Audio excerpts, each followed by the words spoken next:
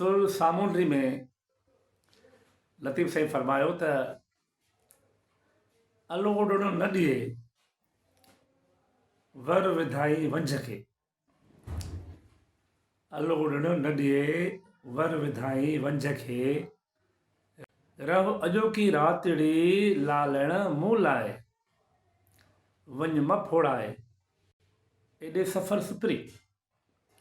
हाणे हीअ त सुर सामूंडी पस मंज़र में बैत आहे त जेका वणजारी आहे, वणजारे जी घरवारी आहे, उनजी नई नई शादी थी आहे। उनजो मुड़ुसु सफ़र ते वञे थो पियो। हू ॿेड़ी जॾहिं काहे थो त ॿेड़ी जेका आहे सा उनखे ॿेड़ी ते वञणु नथी ॾे। जेको ॿेड़ी हलाइण जो वंझ हूंदो आहे उनखे भाकुर विझी वेही रही आहे। भाकुर विझी बीह रही आहे, चएसि थी न वञ, न वञ भला हिकु राति मुंहिंजे लाइ रहो न। हाणे इन बैत खे असां जेकॾहिं हिन दौर में खणी अचूं त अॻे त ॿेड़ियुनि ते सफ़र हूंदा हुया, उठनि ते सफ़र हूंदा।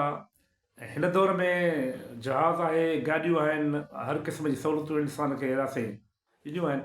हीअ वीडियो हिकिड़ी मूंखे नज़र आई ऐं मूंखे ॾाढी इन बैत जे पस मंज़र में लॻी त हिकिड़ी औरत आहे जंहिंजो मुड़ुसु सफ़र ते वञे थो। उहा ई साॻी कैफ़ियत जेका सुर सामूंडे में उन वणजारी जी हुई, कैफ़ियतूं साॻियूं हूंदियूं आहिनि।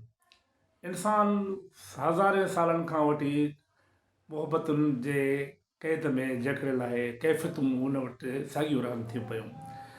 उहा वणजारी हुई, हीअ जदीद दौर जी छोकिरी आहे, नौजवान छोकिरी आहे जंहिंजो मुड़ुसु सफ़र ते वञे थो। हूअ हुनजे ॼंघ में भाकुर विझी वेही रही आहे, हुनजे गोॾे खे भाकुर विझी वेही रही आहे। चएसि थी उहा ई ॻाल्हि, उहा ई कैफ़ियत, रहो अॼोकी रातिड़ी लालण मूं लाइ वञ न फोड़ाए एॾे सफ़र सुपरी। मूंखे विछड़ो ॾेई ईअं न वञ, एॾे सफ़र ते वञे थो, अलाए कॾहिं मोटंदे। असांजो लतीफ़ साईं न सिर्फ़ु मन जो शाइरु आहे पर तन जो शाइरु बि आहे।